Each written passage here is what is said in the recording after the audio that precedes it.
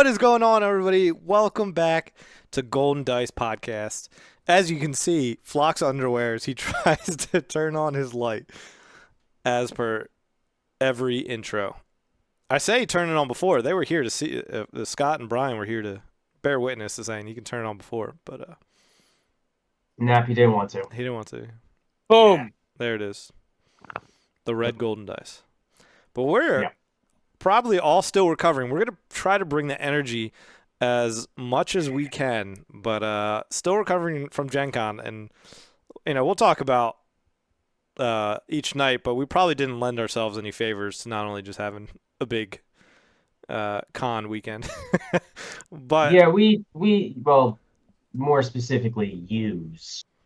we didn't still do dragged you out. something. You had to be with us through those I late nights, did. but at least you were I just did. drinking like soda. But at least I was just drinking club soda. Yeah, that definitely helped. But we're a week out. We were flying out this time last week, give or take. Actually, no, literally. Yeah, literally, we're in air probably right now. No, we were probably still on the We're probably ground. still on the yeah, Because still on the the runway. plane took, the first plane took like an hour to get going, Yeah. and I was stuck in that seat with where I was like, taking up half of it because my seat partner, bigger guy, didn't really fit. So that was a lot of fun, sitting on a tarmac for an hour waiting for the plane to get going when you're already sitting on Just one uncomfortable. quarter of the seat. The way there and back, I got the extra legroom without having to pay Yep. for it. So we Without love having those to pay things. for it. Yeah, that's how it works. Yeah, we had a lot of fun. It was a lot of fun, but yeah, very tiring. I am very sick. I have no idea how the rest of you are not, and I'm the only one that caught it. But apparently, Well, because whatever The was alcohol killed. dirty, the alcohol the kills. alcohol killed it. The That's alcohol killed all probably the what germs. did it. That's fair. He is a And we drank scientist, enough for so it to this have an is effect. This is Yep. scientific. Yep. Still hungover. Dude, for real. But so we'll get into it all. But generally, quick impressions. So me, Brian, and Flock. This was our first times, but this was Scott's first time in what, 4 or 5 years? Was it that long? Since COVID. That's pretty. Yeah. Yeah, since COVID. Because So- we used to go every year. Like, it used to be a big thing. We used to drive out every year. The first time we went, Shane was like 14 years old, and I don't even know how his parents let us go with him. Like, oh, yeah, your 20-something-year-old brother and two of his 20-something-year-old friends are going to drive your 14-year-old out 10 hours to Indianapolis for, a weekend. It truly messed him up. Just look at him now. It's Look, probably yeah, did. look how he That's- turned out. I mean, to be fair, his degeneracy, if you ever hear any degenerate stories about Shane, they do peak at GenCon. It's true. that was 16 years ago. Then he's the same age as us. I Or same know, age as yeah. me. But what was it like? I guess being back and then almost you used to do miniatures a lot. Now you had the Yeah, pleasure I of doing mean, card it's- games more. It's definitely like, you get a lot of, I don't want to say nostalgia, or like, what is that, deja vu? You get a little bit of sense of deja vu because the convention center looks exactly the same. Like, that place has not changed. The area immediately around it has changed a little bit. Like, some places that existed back then are not open now, and some are, but you still have the mall directly connected to it. You still have all the hotels and everything connected to it. So it's a nice little setup that they've got going on down there. It is hilarious how every single year that I've ever been to Gen Con, it happens every single time. Like, every one of the restaurants in the area seems like they forget that it's Gen Con, and they don't like staff their restaurant as if like the apocalypse of gamers is coming, when it is. So you get these situations where it's like, all right, it's going to be like a 45-minute wait, even though there's a ton of open tables in the restaurant, and then your food's going to take an hour and a half when it gets there. Happens every single year, like clockwork. I don't know what it is. This is pre and post COVID, so staffing levels and everything. It just always is the case that they never, especially on the Thursday, never are like fully staffed, awaiting the horde of gamers coming. Yeah, the first one Friday or Thursday we got out. 45-minute wait. All right, we understand that. There's a rush. And we sit down and be like, all right, you can't even order your food for an hour and a half because the kitchen's slammed. And we're like, maybe we should go somewhere else. And then there's nowhere else. And to there was go. nowhere That else was to the go, problem. really. You Although never serve a beer. we did get a good tip for next time from John Leo. He said just go 15 minutes outside of Center City, the downtown area, and he's like, you'll be able to find restaurants with no wait. He's like, it's just the downtown area that gets swamped. So maybe that's a good tip for like next time. Just take the lift 15 minutes outside of the city center, and you'll be good. Yeah. Our issue was is that Xander and John wanted to get drinks with us Thursday, so we're like, we don't want to leave this area and then come Yeah. back, but Yeah. we went to the place that was attached, or the restaurant that was attached to the hotel that they were staying at. The downside of where we were staying, because we got into the housing lottery really late. The downside of that was we were having to Uber or Lyft in or whatever for about like 30 minutes every morning. So we didn't have like any flexibility with what we could do once we got there. We were kind of just stuck. Yeah. There's plenty of times where we all, I think, would like, let's go take a little nap, but we couldn't. Oh, Oh my Brian gosh, would I have would have loved loved if I the could. ability to take a nap. The days that I dropped, which were both days I played, I would have loved to just walk up and taken a nap, but I didn't want to Yep. spend a 30-minute ride home. Yeah. It's more like you don't want to spend it's not the 30-minute time. It's not the time. It's the $40 that it would have cost. Yeah, because you're going like around. And then The coming back too. It's surcharge. just, it Yeah, and then you got to get back. Yeah. feels a little wasteful, you know. But Flock and Brian, how did you guys feel about your first Gen Con experience? It was good. Had a lot of fun. Met a lot of people. Got to play some Star Wars. I just like getting out of like the house, my normal town, and going to a new city with a bunch of people and playing games. Best part. Yeah, it was really nice. I personally loved the Star Wars aspect of it. Loved the Star Wars Unlimited part, but I'm not like a board tabletop gamer, so the con itself probably isn't for me. I enjoyed meeting people and I enjoyed playing draft and premiere, but like, would I go again? Were they not offering like Star Wars Unlimited specific events? Maybe, but probably not. Yeah, that was kind of like an interesting foible because like, the day having the Friday where we weren't doing anything, we were just getting to do the con. Like, I went and did some like demos of some other games and like things like that because I play some other miniatures games, I play some other like board games and things like that. And then like the group that I used to go with was like always really big into that. So honestly, like the con days were usually like the funner days, and we would always like leave being like, man, we did too many tournaments, we spent too much time. Not doing the convention itself.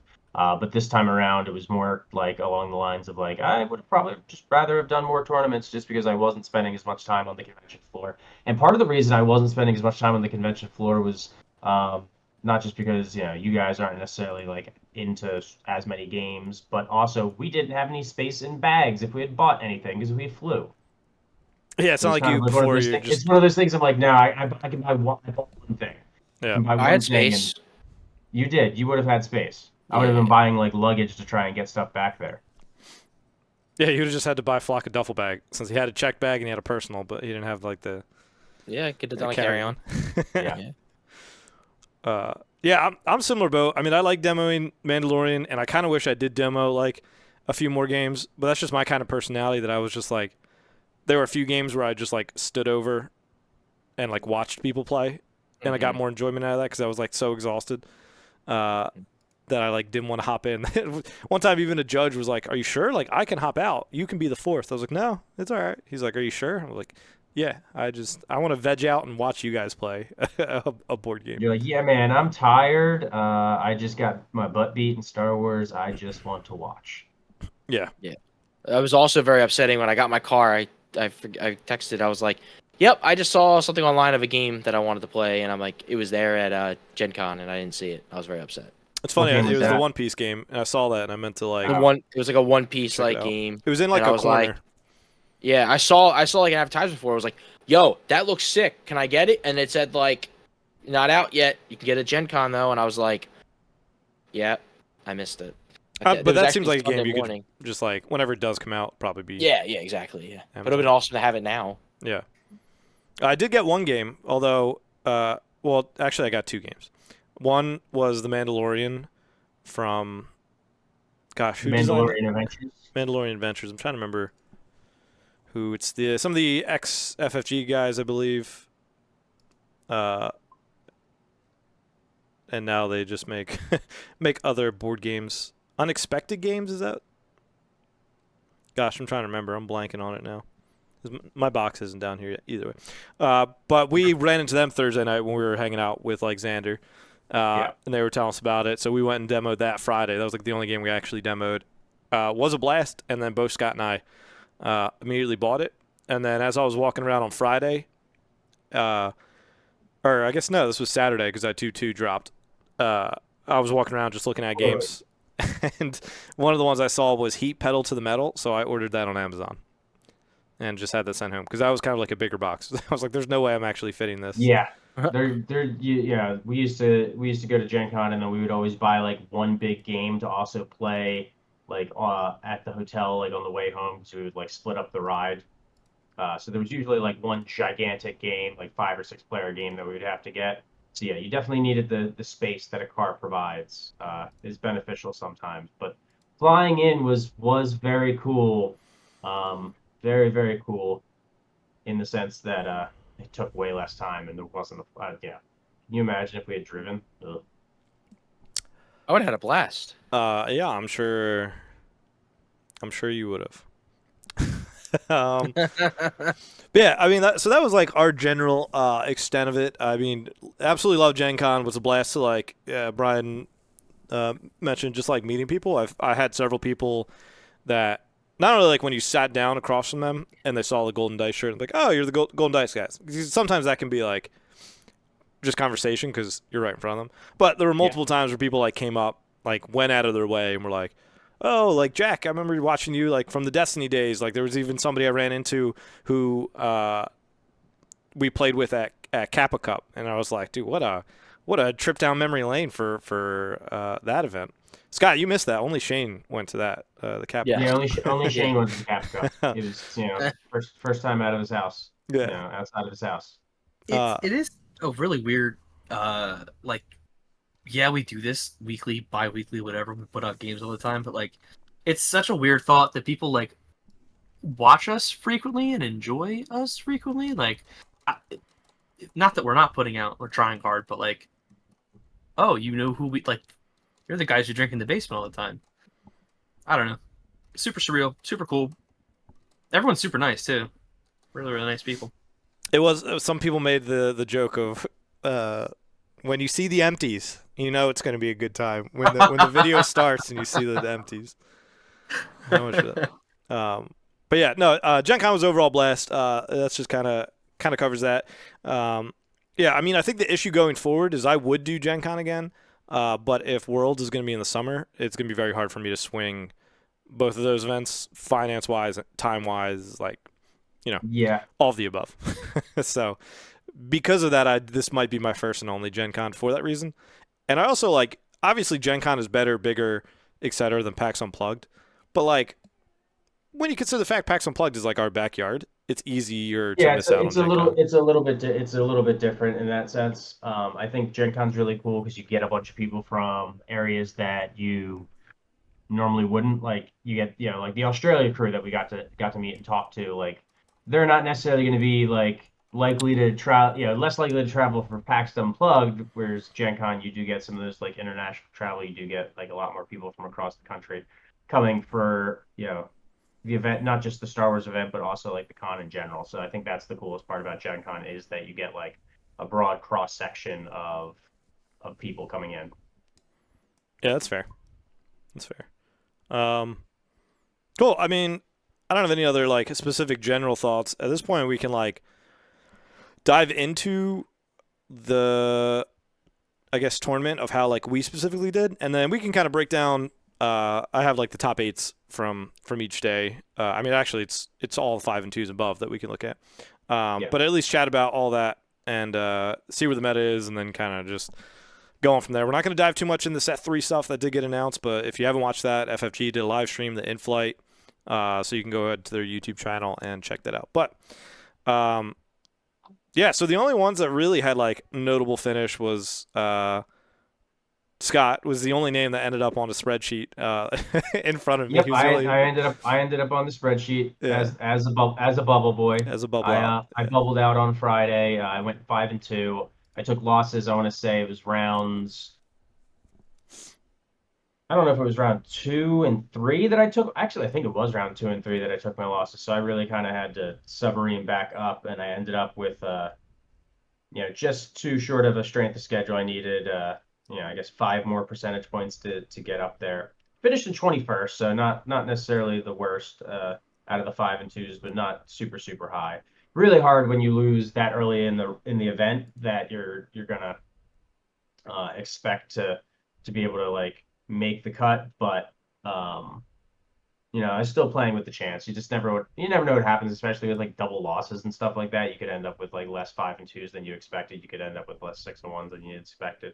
So, gave it a shot, but obviously came up a little bit short.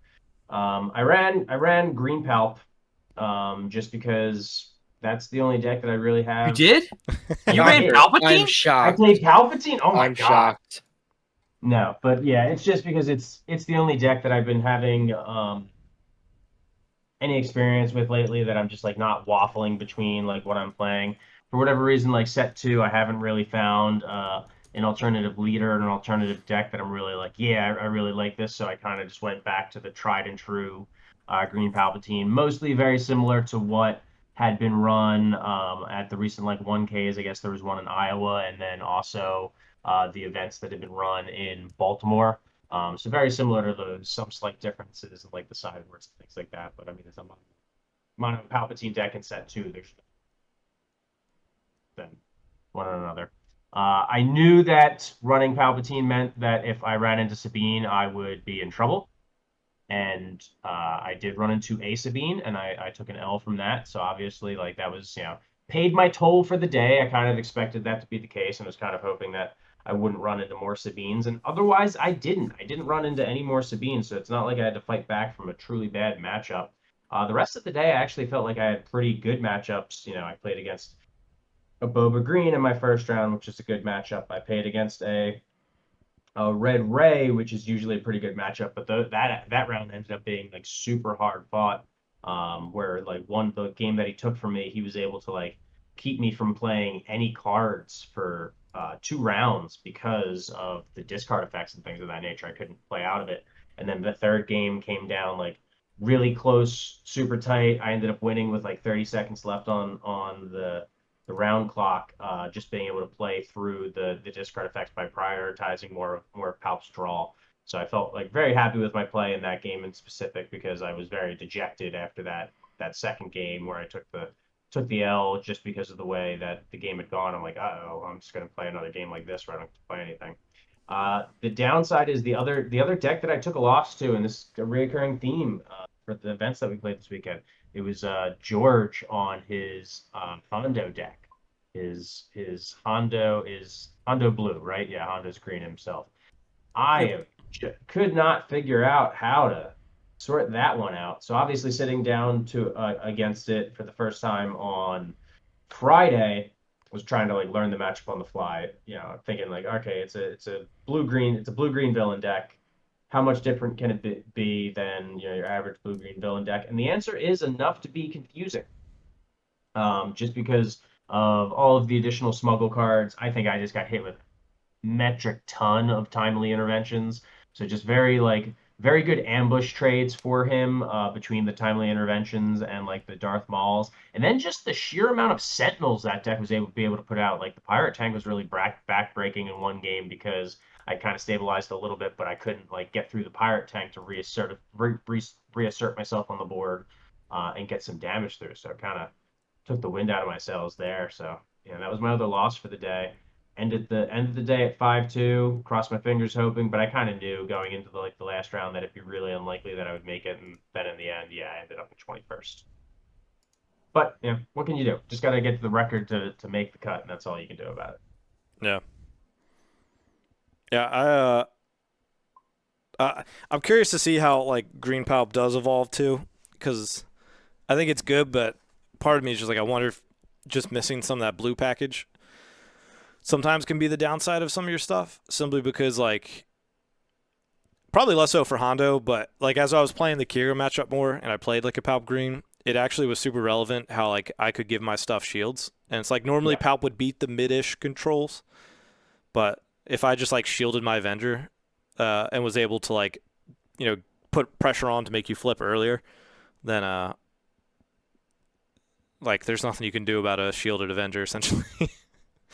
Yeah, I mean there is that aspect of it. I was actually running two Fell the Dragons in the sideboard out of aspect. Um, I think you're able to do that type of stuff just even playing in the mono deck because some of those games are going to go so long. I do like you know never really have played much in the way of like Palp Blue just because I am not drawn to that villain removal package just in like play style, I suppose. I do see the appeal of it in a lot of cases. Um, but I also worry about going to like the more control like the Palp Blue version and just running into and I guess we'll probably talk about this a little bit more after some of like Jack's recaps, but running into these matchups where like it's just you're taking a double loss because the pace of play is never going to get there. Yeah. At least with Pop Green, it's a little bit more aggressive in its tempo, and that it gets to that 8 very quick. It could force the game to go a little quicker. It's one of the things I like more about Palp Red even is that it can be very aggressive. You just play enough ruthless raiders out, you end up dealing a ton of damage without having to do much. Yeah. Yeah, and that's so then I ran like going off the tangent of like the Kira a little bit. I ran her both days, and Thursday was just a little frustrating in that I got a one boba matchup which I won. The field was full of bobas. I was hoping to get them more all weekend, but this was the only boba that I played all weekend was this first match. Uh, and then I played against a Sabine, and that one was rough because they ECL'd Poe and then timely intervention Wrecker twice. And that was just kind of hard to like chew through, which also part of me is like, that's part of trying to probably play my deck at a better level and that I should probably clear their stuff and then like get the Avenger and whatnot down rather than keeping targets available for them to do like a good Wrecker combo. But I think both of them were like destroying my clients, which was very frustrating because I was trying to like heal back, and that just simply did not work. And then I got a double loss from Iden Vigilance deck. If I could delete one deck, if they let me do a restricted list, it would be Iden with any blue base. That would be my restricted list. Yeah, I mean, I don't think that deck even like popped up towards the like top tables, and I know there's like a theory going or not theory. I know there's a sentiment going around that like the timer rules and the double loss doesn't favor control, but I generally haven't found that to be a big issue except for these double blue decks. So it's like if you are playing double blue, you're probably going to go to a double loss with anything that's like a little more control-y on the mid-range scale, like a Kira or a Krennic or Iden Green or something like that. So yeah, I lost to that, and then I played D House, and he played the Hantu Blue. Lost to him, and I got crushed by that again on Saturday. And as I was talking like with Wu and Tada later, that it can be a tough matchup. So I was like, all right, at least I'm not crazy, but I also never played into it, so I wasn't going to play into it well. And then I was about to drop, but then I think like all of you guys were still playing, so I was like, what am I going to do? I'll just play again. And then I played another Iden Vigilance deck, and literally I sat down and I just wanted to stab my eyes out, but I was like, I sat down, I'll play. And yeah, that made me, I'd wish I stabbed my my eyes out. Play any deck you want. Have fun. Don't worry. Ignore my opinions. Legitimately play what you want. But I will judge you for that deck. I'm sorry. I try to keep it a judge-free zone on the decks that you play. But after Gen Con, I can't anymore. No, I mean the timing rules don't favor. I mean, they clearly don't favor control. In that control is, the only like is going to have more of an issue of possibly going to time than mid-range decks or aggro decks. But there just are like some things that players could do to make that less of an issue that sometimes don't get done. So it's not so much like people are playing slowly, but it's more like they're playing in a way that is never going. It is just having the game go longer when it's not beneficial for them to do that. So like for instance, and I guess we'll talk about it like later, like I had one matchup where it's like we had 8 minutes left. My opponent plays like a vigilance. They've got like 5 damage on their base. And they kill a unit and then they, heal the 5 damage from their base. So there's 8 minutes left in game 3 of the round. Like we're never finished. If you don't like use the vigilance there to mill and like do something to advance your win condition, there's going to be no way that we're ever going to get the game to not go to time. So I think there's just definitely like some occasions where people are playing to not lose when they need to play to try and win, especially with the way the timer rules are. Which is one thing I like about the timer rules, because I don't want to encourage more of that kind of like playing to not lose play style. Yeah, you also just go ahead, Flock. No, I was gonna piggyback off that with mine, but you can keep going. No, you go. All right. So yeah, I did the cure on Thursday as well because I was in Ireland for 2 weeks, and He was in Ireland. I was in Ireland. What's Ireland? And I know. It was I weird. didn't know that. Okay, I'm still jet lagged. So I got back and I was like, I haven't play tested at all. I don't know what to do. Jack, what's your list? I'm playing it. Like whatever. And it's the cure control. I'm like, okay, don't do control. Whatever. I'll figure it out. Whatever. I ended up going 3-3 on the day. So it wasn't awful. But it was fun. Figured out a lot about control and stuff like that. But I did run into the issue where I played a Palp Blue, and our game 1 ended with 5 minutes left in the round. It was literally back and forth where it came to we both milled each other out, and I had more health on my base at the very end. So you don't mind. It's fine. He played an Avenger that's like, well, I'll play an Avenger. It's just like, it was like literally back and forth. We kept killing each other's things, and then literally came down to the very end. So, yeah, that was not fun. And then after that, he's like, all right, well, we're not even going to get through the next game, so I concede. We started playing a little bit just for fun, but yeah, we got to like 5 resources game 2, and then basically it was over. So, yeah. The one shocker was I did play a Sabine, and I was able to beat the Sabine, which is very, very good. Which I think I played 2 Sabines that I won. But it was like very hard to do, and a lot of thinking, a lot of math to make sure I did all the right plays, which I don't normally like to do. But control makes you do math and think, so that's why I kind of didn't want to play the next game. So Saturday I did the Mandalorian, and a lot of the big reason was that because that Kira Blue deck won Friday, and I was like, I can't play it now.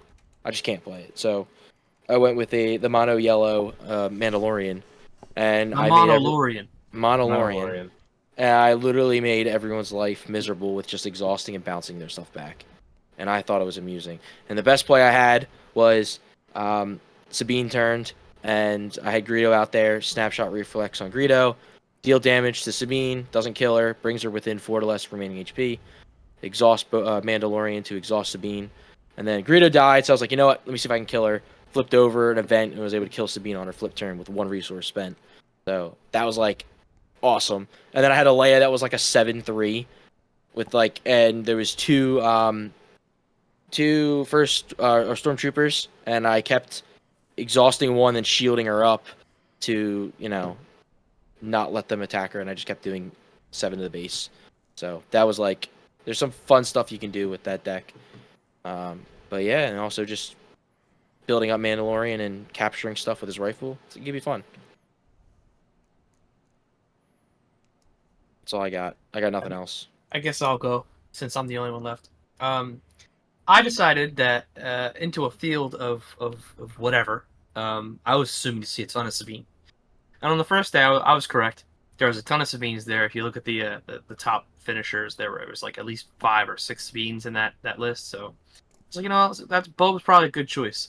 So if you know me, I flip flop on decks a lot. So you don't back try. and forth. You are the most stalwart person I've ever met. Oh my gosh! Bring it on!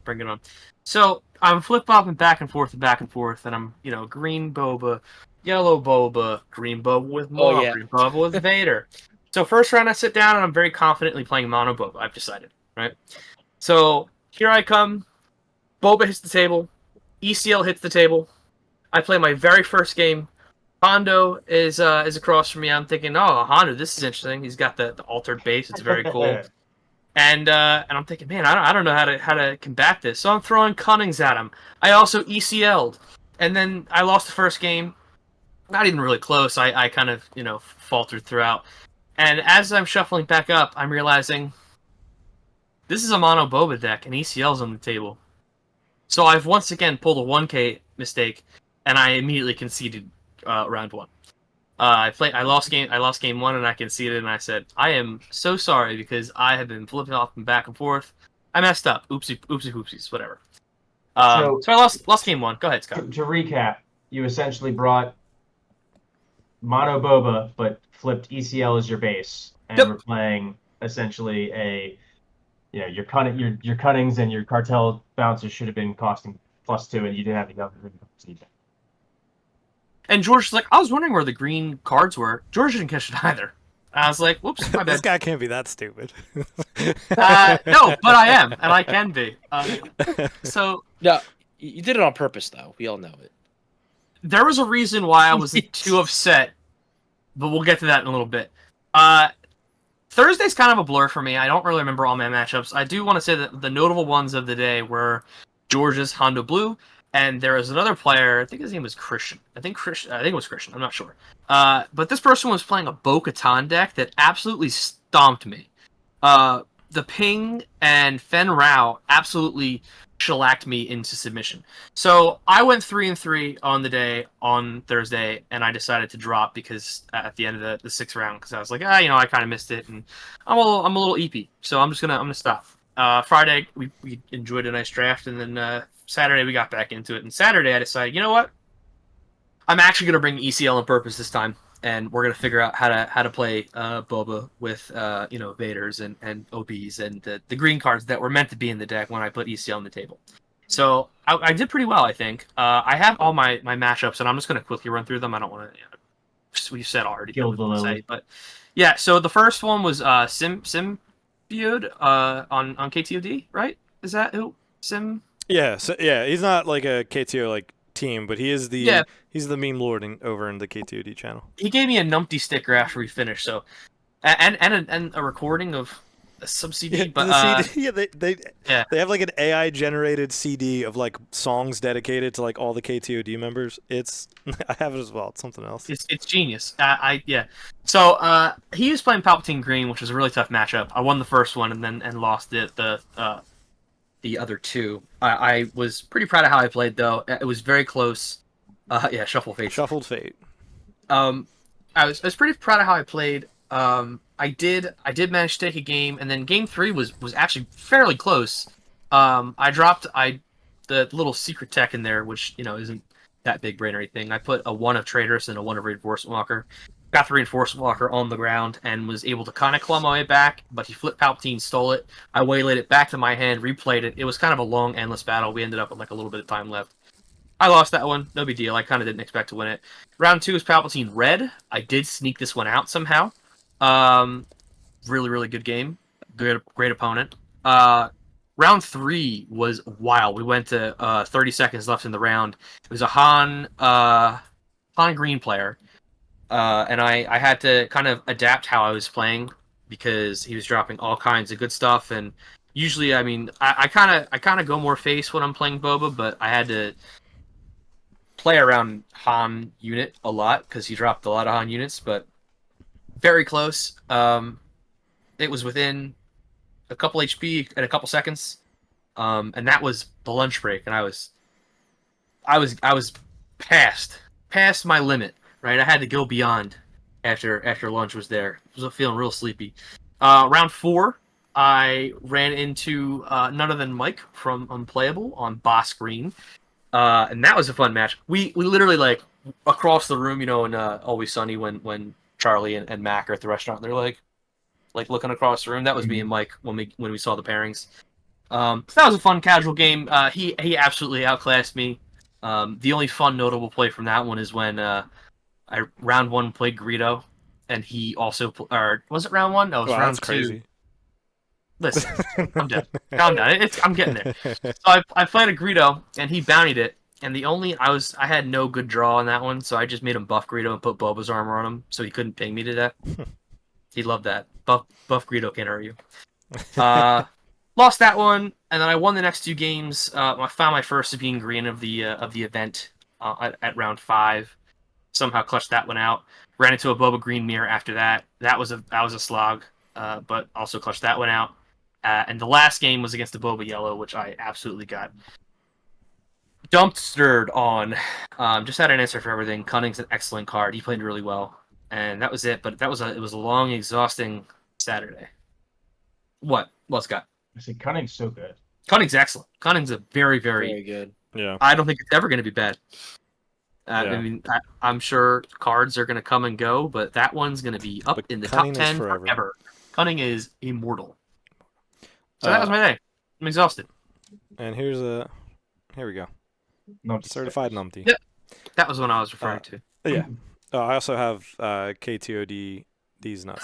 These nuts. That sticker. That's Lots of stickers. Lots of I love stickers. that. Lots of things. I guess when I went, I didn't mention my Saturday, There you but go. nothing like too crazy on that either. I played Charles, who was from Australia. It was lovely to meet him. I played Charles on Thursday. And then he was at the KTOD Yeah. meetup, so got to chat with him on Saturday They're as well. still in America right now. Yeah, they're doing like a whole tour. They're- You know, I they're get it. Like driving if you're through- spending that airfare, They're well driving be through here. Texas at the moment, I think. probably yeah. Yeah. Yeah, because what they were then going to like New I'd be Orleans. so and driving terrified to across. drive in another country, true. It's very especially true. in like a crazy state like Texas. Jeez. I'm terrified of driving this Is, country. is Australia the same side as us? I know like UK's No, they're the left side. there's up. Okay. Yeah. Yeah, so that makes a little more. When my wife and I did our honeymoon in Ireland, that was very stressful driving on the other side. But anyways, played him.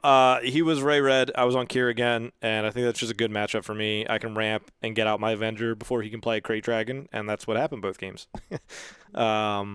Then I played Jim from Unplayable, and probably my favorite play of the tournament is I watched his video, believe it or not, and he was playing that Luke Green deck that he's loved a lot.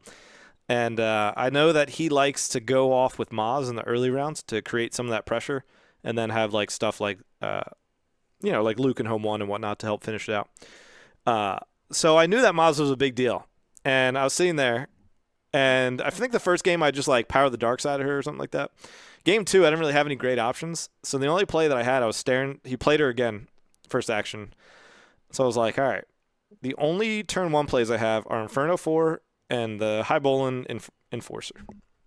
So what do? I ECL my Enforcer to kill it. And it's now a 2-3. And then I can still ping it, so it's now a 4-1 with a shield. Turn 1. So it was the most, like, not many times do I ever ECL that Enforcer. But hey, there was a time to do it, because if not, that was going to be a shielded Maz that I was worried I wasn't going to be able to, like, deal with, like, super, super effectively. Hemoglobin is too strong. Yeah, it's too strong. But, yeah, he tries to go pressure with Maz, so I took care of that both times. And then he tries to ECL Rose to make her like a 4-8 at 4. Because ECL, you can sack the shield right away on the on-attack. You don't have to worry about it getting pinged off. So that was a little like scary to deal with in the moment. But obviously, blue-green top end is much better than blue-green heroes. And then I played Chris Allen, who is known from X-Wing. He was telling me he ran a lot of those big events, and that's how like he knew Reflex and Mike and some of them through there. And he was on the Hantu deck again. He crushed me. But super nice. We were joking like all throughout. I told him I was mad at him because every time I killed his Yoda, he didn't let me draw a card, and I thought that was honestly super rude of him. That is so mean. Yeah, he crushed my soul, so it was easy for him to laugh about as I cried on the inside. My one opponent did declare that everybody else in the room except for me could draw with Yoda, because it does say any amount of players. That is funny. All right. All 121 of you, draw. Scott, no. No. And then I played the mono Han Yellow against John. John was super nice. We were joking like throughout it as well. And game 1, I like blew him out, probably like 30-0. But games 2 and 3, he just got like the tech combo with DJ. Especially game 3, he like when we were both at 5 resources, he first action smuggled in with tech DJ for him to go to 6, me go to 4. So So it's like in that moment, if I could just kill DJ, it's not too bad, but I didn't have like a takedown or anything like that to actually kill DJ. So I permanently deramped. I couldn't deploy my leader. He could deploy his, and the game just like it was hard for me to claw back from that. Yeah, That was rough. that interaction can be very soul breaking. I had a game. I think you were watching part of it, Jack, where like my opponent destroyed I think 2 of my resources. The Yeah. plus side is I ramped so hard with Palpatine that it was like I still was kind of on the same curve in a lot of cases. Yeah, and I think part of that is like I think I need to look at my hand and like just simply play better in that instance too. Like I don't truly remember what I did when round 3 at 4 resources because I didn't ramp or anything. But it's like in my hand, I'm like 99% sure I had like a Gideon Hask like in my hand already. I really think I just need to claim going to 5 resources and just like ECL my Gideon Hask to kill his tech, and then that way he can't DJ that turn because DJ would be 7 without tech.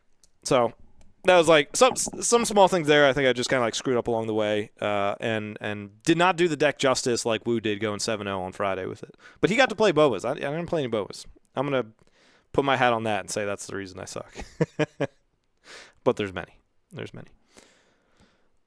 All right, did we cover everybody's Thursday and Saturday? Yeah. Yeah. I mean, I thought the events were well run. Big shout out to the judges. Like they got smoother and smoother each day. Yeah, Like I mean, even the first day, like they launched at like what 10:09. yeah. Pretty impressive for a big event. Obviously, like it didn't require deck lists, which I was kind of weird about. Like it's kind of a big event. Kind of expect them to require a deck list at some point. So that meant there was no like possibility of deck checks throughout the entire day, which Yeah, I guess they still considered casual tier, and they still just wanted to get done. So like taking time it for the just deck seemed like checks. that is it seems like what it was, which kind of like 128 person tournament, no cut. I saw Kinda felt Flock like they walking could in do with a more with 60 card sideboard, and as soon as he sat down across from his opponent, was like, "Oh, actually, I didn't sideboard last sideboard, so I have to sideboard real quick, take my cards out, Yep. and then he would put the perfect 60 in each time, Yep. or perfect I didn't 50. even You're not wrong. I didn't even have a sideboard. But you didn't have the correct base, so sideboard. We gotta we'll get there after. Well, it's funny. I did better when I went on green with no sideboards. Because yellow, you figure. brought a sideboard, right? Yeah, yellow had a sideboard, and then for green, I was like, well, the sideboard is Cantina Bouncer, Cunning, not Ezra, Bodhi Rook, and I don't know, Dr. Evans on it. I never ranked Dr. Evans on it, so. You had the perfect 50. Stupid. There's no need for a sideboard. Honestly, it was flawless. Flawless. Yeah. But yeah, I mean, the event was awesome. We also then did a draft pod. Extremely regret the timing of that. Oh my God. I don't remember if we had like when we booked it, whether or not we had a choice for that, because I think was we the only one originally available. didn't do a draft pod until the event got switched. The in-flight got switched. Yeah. So then we're like, let's do it. And I think like that was like the only time slot, because it was definitely rough to be like, oh, we could have slept in like a few hours, showed up around noon, and still enjoyed 6 hours of the convention hall. Enjoyed 0 hours Yeah. at the convention hall on Friday. Said I'm not Friday gonna lie to we were you, there Friday at 9. We had to be there earlier than we were for the large event. And then we didn't even that all get to was- play together because we did it with Inception, but then they split the pods. Scott and Inception and went then- in like group 3 or whatever. And I then was three of us were I'm four. like just like drafting. I'm like And Brian I ruined my pulled play. nothing in any draft pack that I opened the entire. I pulled nothing in any pack that I opened the entire. I got a hyperspace crate. I've got such bad luck with this fucking set. Yeah. Yeah. Brian legit ruined it. So I had the mercenary gunship out, and I was playing a lot of Mandalorian stuff. So in my hand, I had the upgrade to give it Mandalorian, and then I was going to give it like a bunch of Mandalorian. You're gonna upgrades. give the mercenary gunship Yes, Foundling. and what I wanted to do was I wanted to literally go back and forth with the mercenary gunship because the upgrades stay with me and Brian like trading it off back and forth, and he literally just kills immediately. I'm like, I "You're ain't no doing fun. that. You're no fun." It would have been I've been- hilarious I've been having. told. It would have been hilarious having like a 7-5 mercenary gunship that you can just take for 4 resources. I thought it would have been hilarious. So Brian's like, I instead no, decided I'm not to doing that. I instead decided to pillage him 3 times, Yes. and then Oh my god. and then he beat me like Yeah, a flawless victory. Brian mentioned that you did not have fun with those pillages. No, it was not fun. It's the best part is he's got like 3 things on the board. I spent my entire turn doing pillage, and he's got like frustrated as I have 13 damage on mine. He's got nothing on his. He's like, it's so annoying. I was like, It is annoying. you Is it? can smack me for like 9 this turn. What are you talking about? I'm just disrupting Besides the your point. hand. Besides the point. And nothing taking away on my my fun, board. my gun, and taking away my mercenary gunship upgraded as a foundling. Guess I'll just You know, pillage. fun. You know, fun. Guess I'll just pillage times 3. It doesn't matter to me. I don't really even remember. I think I did like Han something. For You had Han. Yeah. I was too busy checking my con exclusives. yeah. Brian Speaking of that, popped off yep. with con exclusive with the GenCon system. They couldn't accurately limit. When they first announced these con exclusives, it was 1 per person per con, but with GenCon they couldn't do it. And GenCon apparently was frustrated last year at Lorcana, like punching the badges, so they couldn't do that. So it was simply, if you get it, you get it. But Brian is the GOAT and didn't keep all 3. So Yes. it took every the way the weekend started, right, is that Scott and Flock were both like, I don't care. You can buy them off me if I do end up getting them. And I was like, hey, that's superb. I love that. I really want to play set.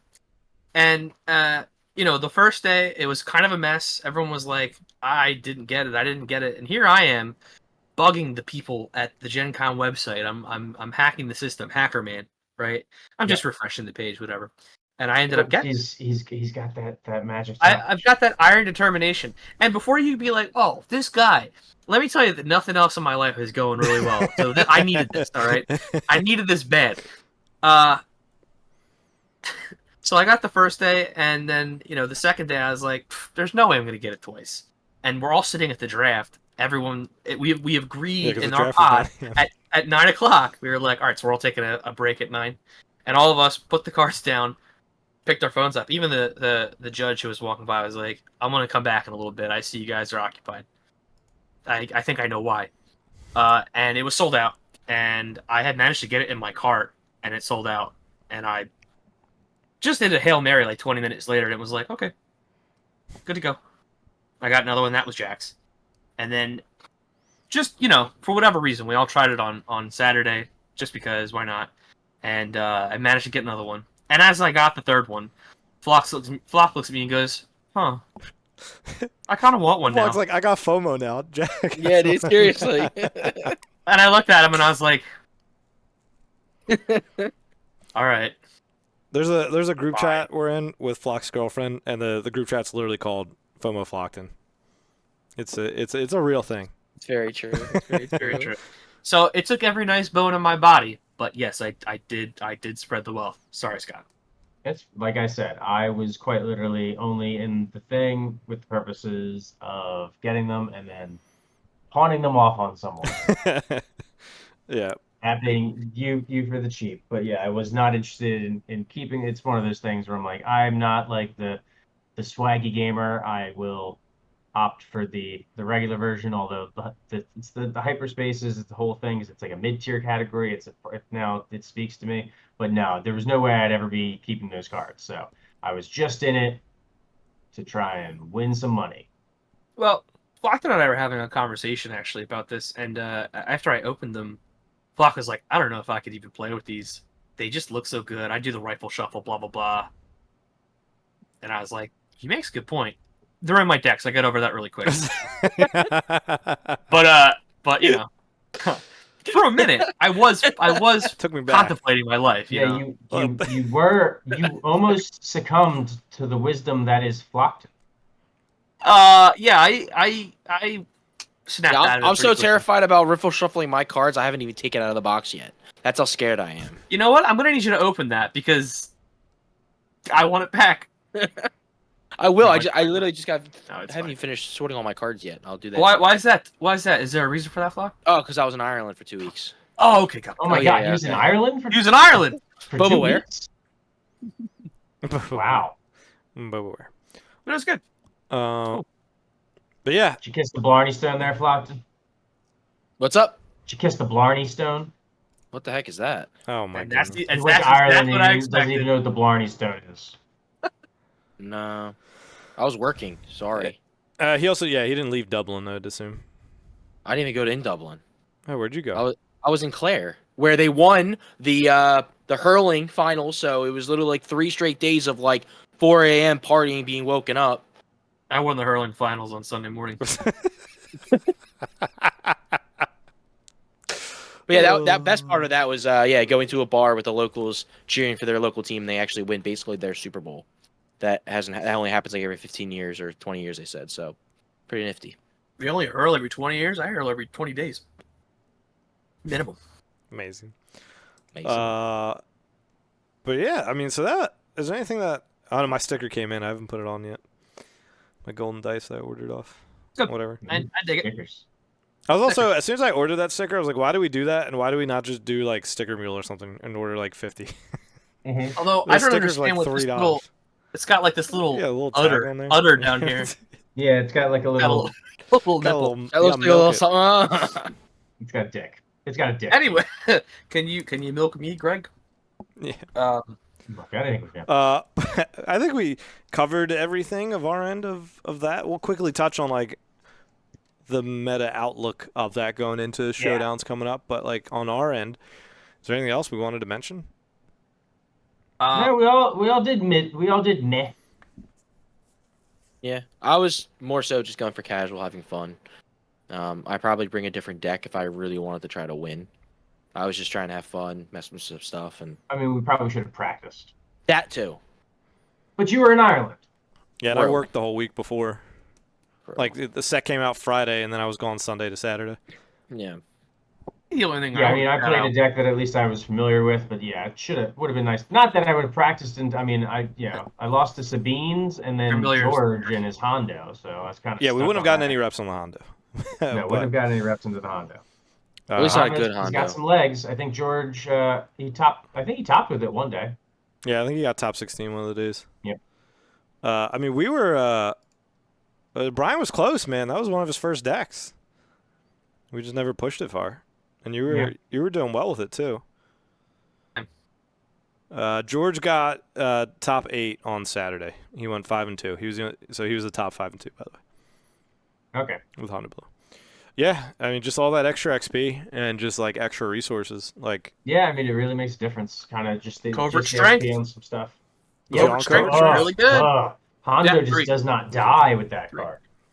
Yeah. yeah. He just lives for I know. forever. That was the bane of my existence when I played Brian one time. I was like, get this card out, dude. Get Covert me out. strength. I even rated it in the draft. Oh, we didn't talk about our draft with Unplayable. Did we want to talk about that? No, not them. Yeah, it's Yes. Got it. Cool. Yeah.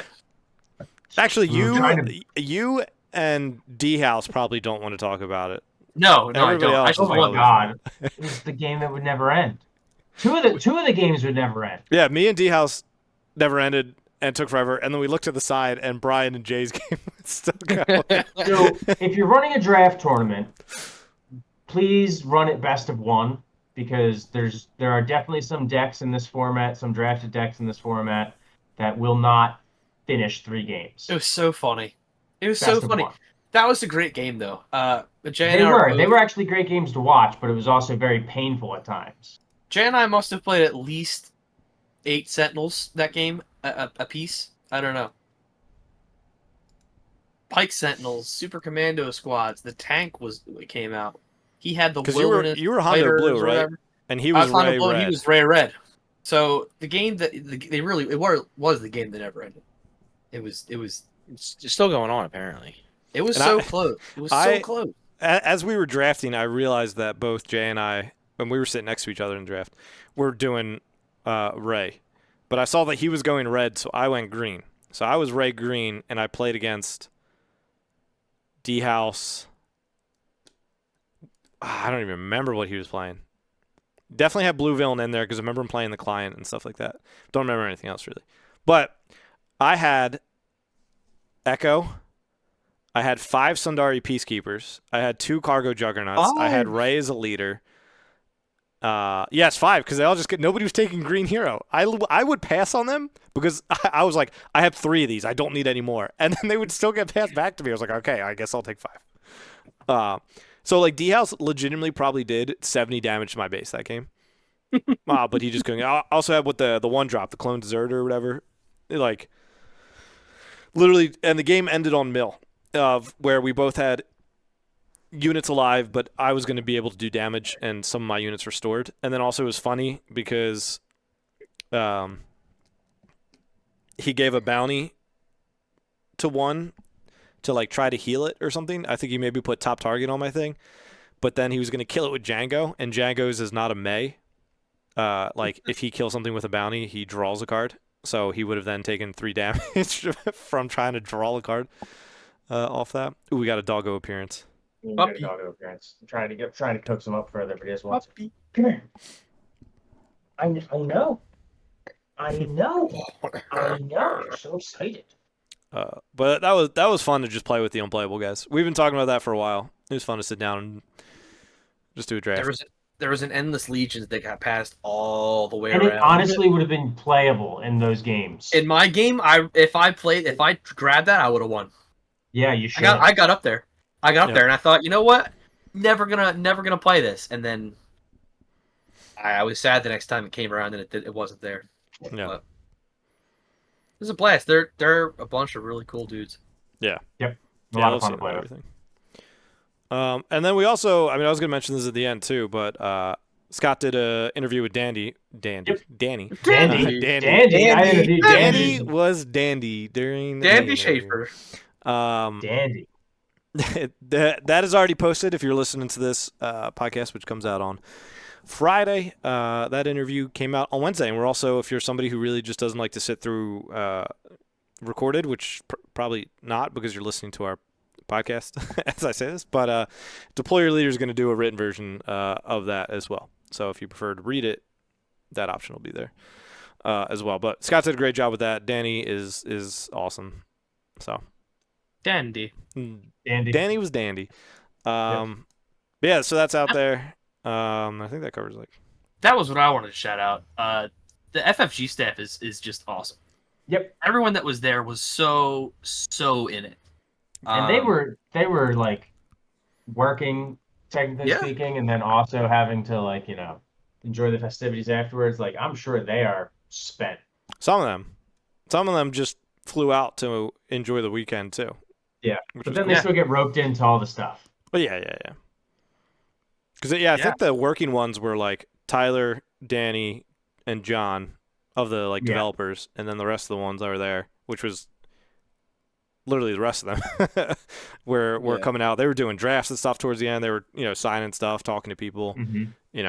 Doing that Arkham Horror LARP thing. I know what Tyler got up to that. Yeah,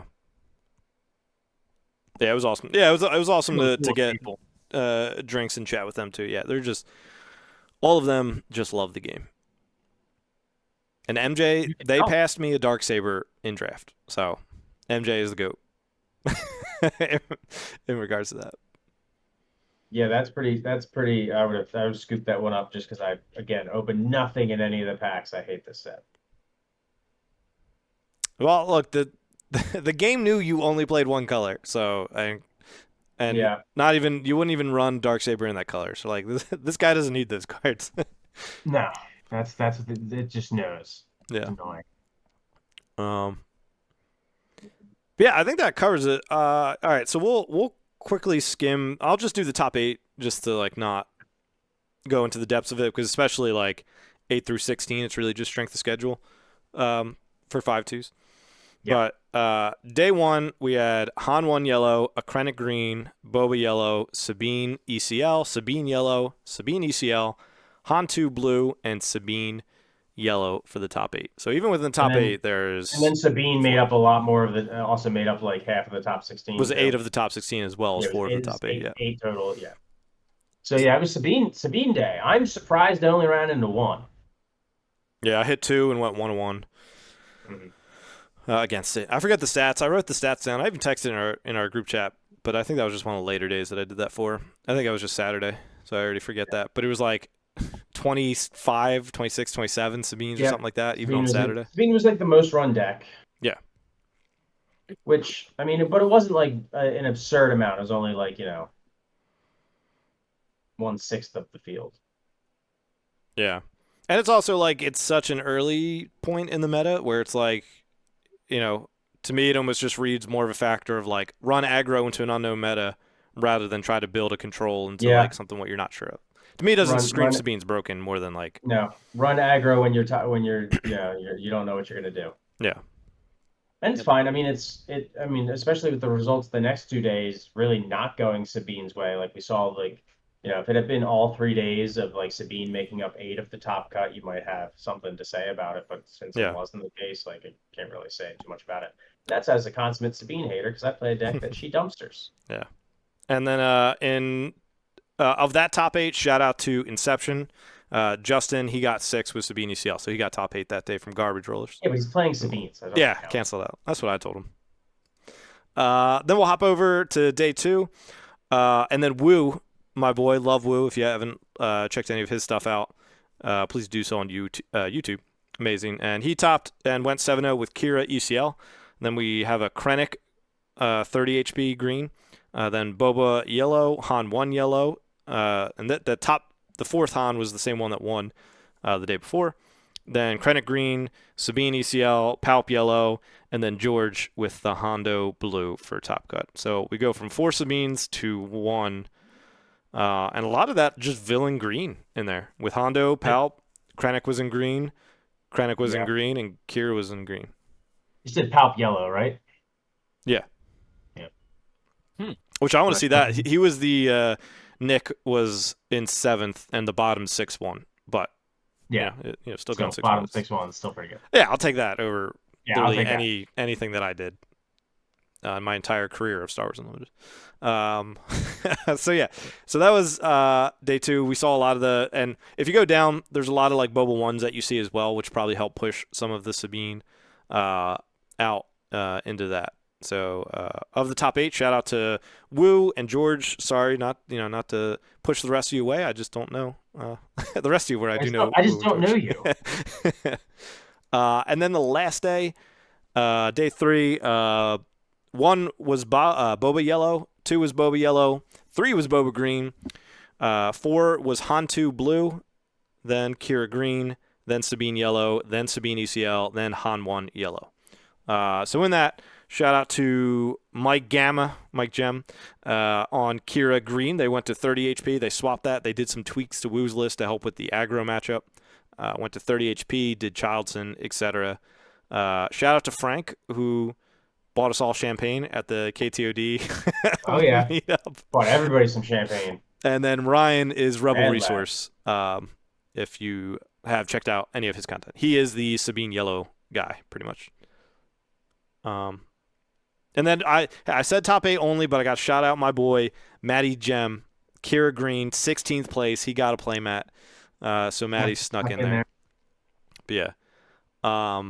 I don't know. So, I mean, I'll generally just keep it brief because we're just past an hour, but I think this kind of showed like the healthy meta we're already going into.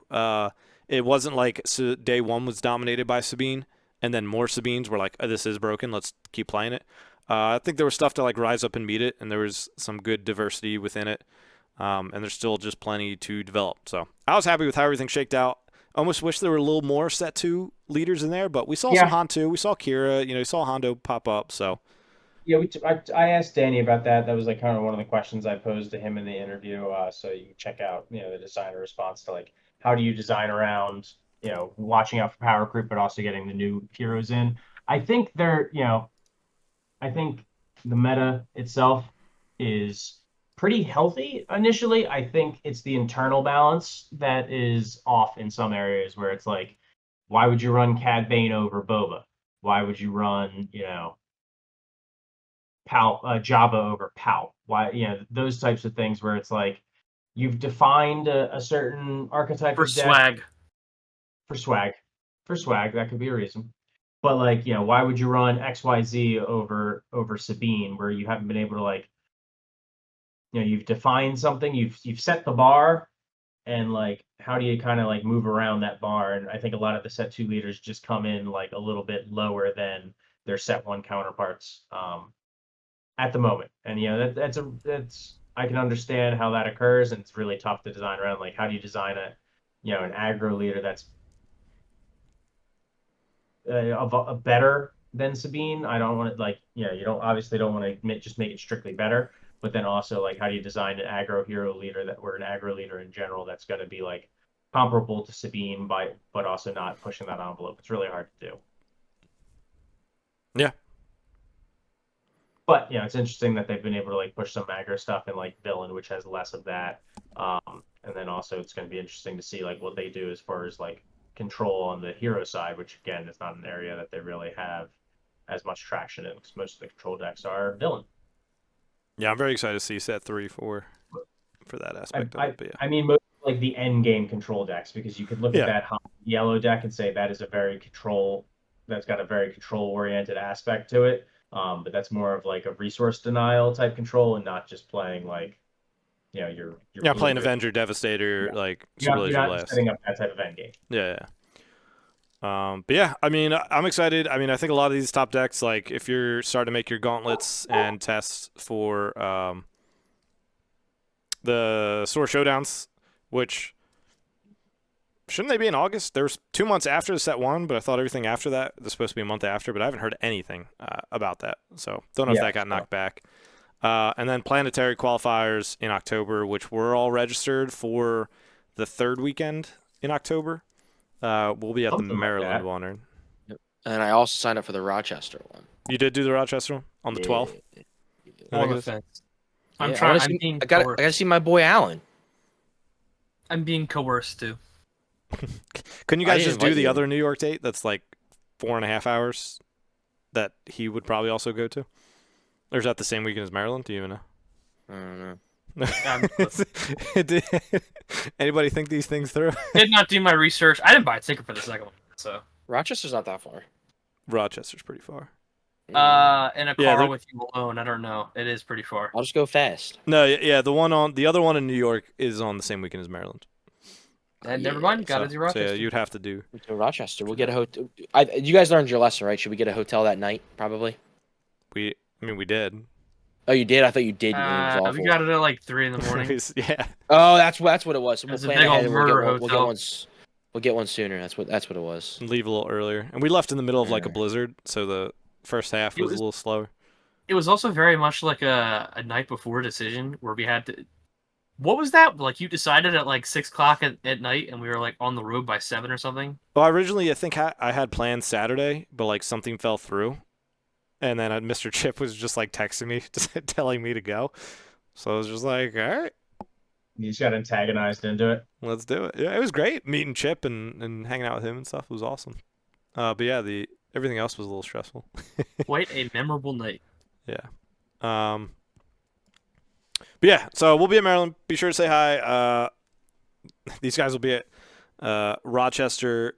The 5th is New Jersey. They haven't posted anything for them yet, so I don't know if I have a wedding that day, so I won't be there. But I don't know if you three want to do. Well, the 5th of October. Yeah, I said November. I do have a wedding then too. No, I'm just saying I have something. Yeah, October 5th is the. Yeah, I have a wedding the 5th of October as well. I need to take off that Friday. Yeah. Yeah. Maybe it's the same wedding. Where's it at? It's not. I have no clue where it is. Good. Bless. I might go to the PQ then if it's. we'll have our own planetary qualifier at the wedding with the dandy Danny. Yeah. Mm-hmm. Dandy. Cool. All right. I mean, that pretty much covers everything I want to touch on.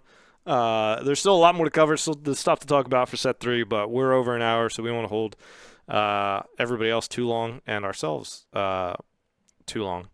We're tired. Yes, still tired. Any other? I don't want to hold myself anymore. Any other closing thoughts, comments, concerns, I questions? I held Floxen too much sleeping next to him. He's a violent cuddler. He kicks. You have a cut on your ankle. And not with my feet. I do. I did have a cut on my ankle. I don't know how I got it. Because you were kicking me. So Scott kicked you back in? Yeah. No. Caught a Um, toenail or something. I don't know. all right. Well, yeah, we'll close it out. Like I said, reminder: interview with Danny is already up. Thursday, I'm posting just like a 10-minute box opening of the con exclusives, 2024 con exclusives. This will be coming out Friday, and then we'll see when we return. Still recovering, still like trying to get my feet back under work and family life, but we want to record games and all that. So get back onto our regularly On the grind. scheduled shenanigans. Although we'll probably stick to 3 a week at most for now. Maybe get back to 5 when summer's over, but we'll see. We'll see. All right. Appreciate everybody tuning in. Thanks for watching. Follow us on Facebook, Twitter, YouTube, on whatever podcast listening platform you're on. We are there. And if we're not, ask us. We'll get on there. But appreciate y'all tuning in, and we will catch y'all next time.